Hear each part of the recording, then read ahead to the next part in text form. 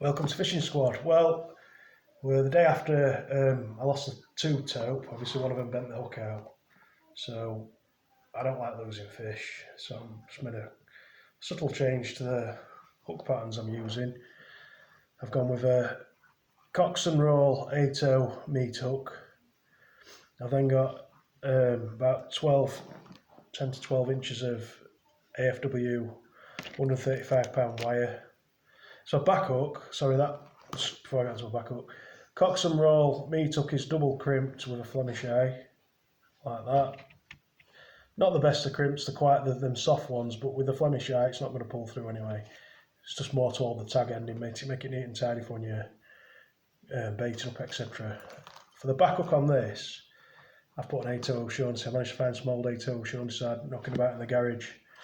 Quite a brutal hook setup, but after what happened yesterday, on these deep water out marks, you just can't be messing about. You know, we all want a perfectionist hook up with a circle hook or a catfish hook, but I've got these anyway, so I thought I'll just use them both.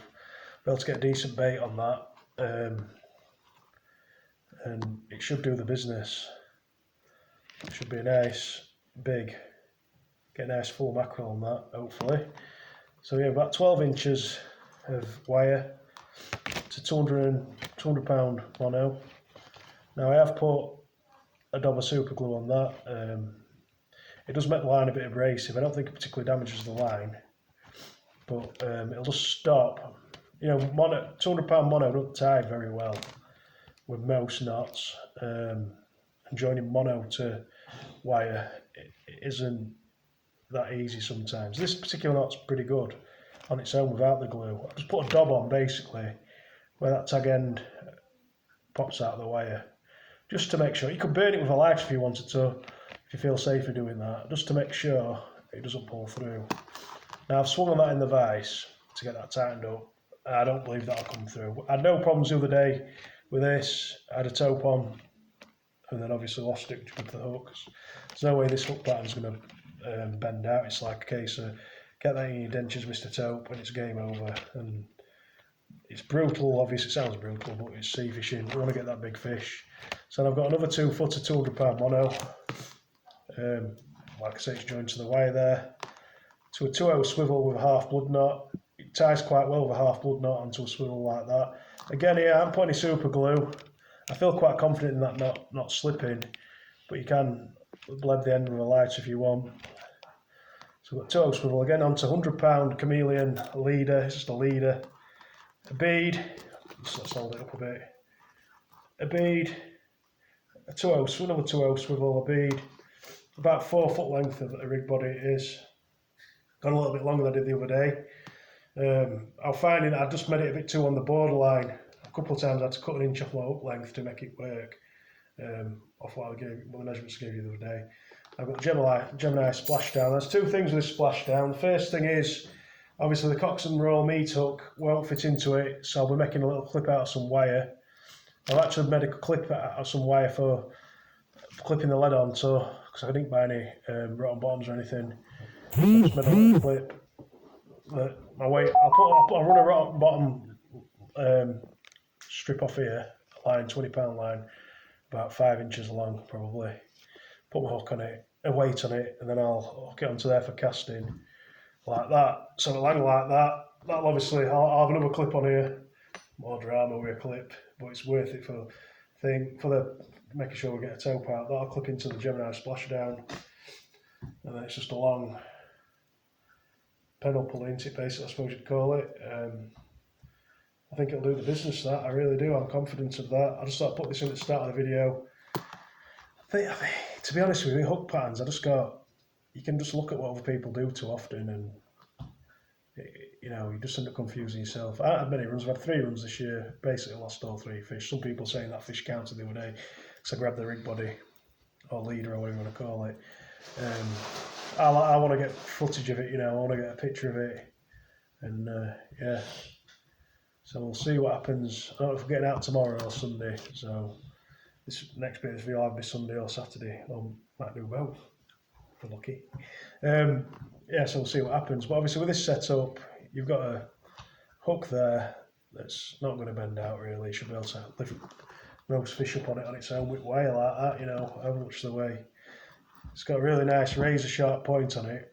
I'm impressed with the thickness of it and how sharp it gets. With the O'Shaughnessy's sometimes they're not as razor sharp as needle sharp, although you can see if you put them both together, I don't know if you can see very well on video, but you can see that see the difference there. It's a little bit finer on the point there. The Coxon roll meat hook to the O'Shaughnessy, but either hook will do to get them both in for me. You know, after what happened the other day. So yeah, we'll see what happens. Definitely heavy duty. Just a big shout out to Cricky of Tackle Box and ABC Angling on Anglesey, who supplied me a lot of good components this week.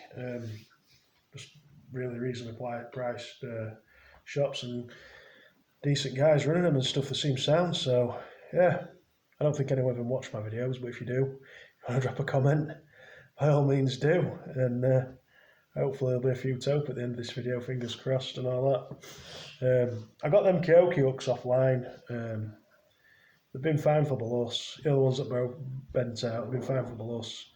But if they fail on a Tope, goodbye, unfortunately. I've had the circle hooks in the same pattern, they seem a bit thicker. And I've done alright with them with the Beloss again. But I just think when the Tope in, you know they're in. Stick what you know is going to work into 110%, even if you have to mess about with extra clips and whatever other gadgets you need to mess about with, it's worth it, isn't it, if you know they're in. So see what happens on the next session on the rest of this video. So fingers crossed we get a couple of... Right, I'm down on the mark. Just going to chuck the feathers about to start with. We're early on in the tide. I've tackled both bottom rods up but not cast them out yet. So see if we get some fresh bait to start with and then take it from there. Right, there wasn't much tide run. I'll just screen your front wind a bit. There wasn't much tide run when I was spinning. I hadn't had anything yet, so I've just put one rod out on the bottom for now. So it's on its second bait up. As you can see, there's a little bit of swell still. This wind's going to ease this afternoon. We've got down here for 9, we're staying down here till 4, so, you know, we're down here for the duration today, unless we get a couple of fish out before then. I'm confident, I think it'll happen. Wrong though, you know, I wasn't very confident the other day and it happened, so see how it goes.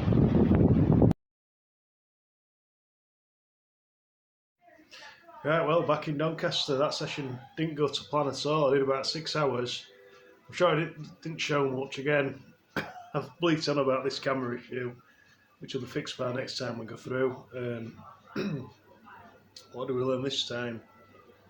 It's always a learning curve into this Tope fishing. I feel like I've gone back to square one really, which isn't good. So I think we're going to be definitely using bronze hooks from now on, or Coxon roll hooks, whatever you know, out of them two patterns. What else? Well, the rigs are better. I think the rigs will work better than what we've used before, for sure, in terms of losing fish. Other than that, not a lot. It was a bit disappointing yesterday. I had a right good go. I probably didn't get the footage of that I should have done, but I felt, you know, I'd just rather be transparent and just put something out there. I ended up with one mackerel, as you saw us there. I didn't feather too hard in the end, because I took about 30 frozen mackerel down with me. And when you've got frozen bait, sometimes it's not...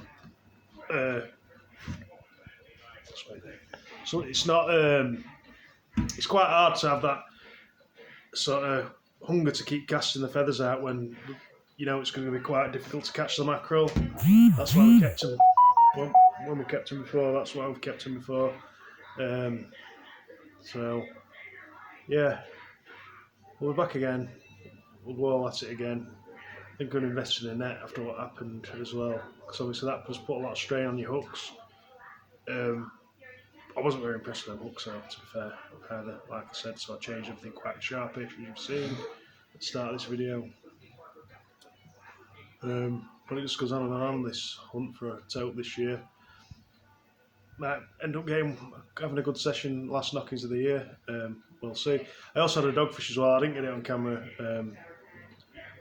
so it's not really been the best of videos overall, but at least, you know, saw what we were doing, sort of thing. So we'll just go back and have another go. Still got a freezer full of mackerel. Got loads of rigs to go at. I've got a few bits and bobs behind me to chop up, you know, like old rigs and stuff. That one that had the bent out hook, for instance, I'm reusing the rig body off that. So yeah, we're going to need to order some. We're going to order some more hooks, I think. I'm low on like anything that's got a bit of beef to it.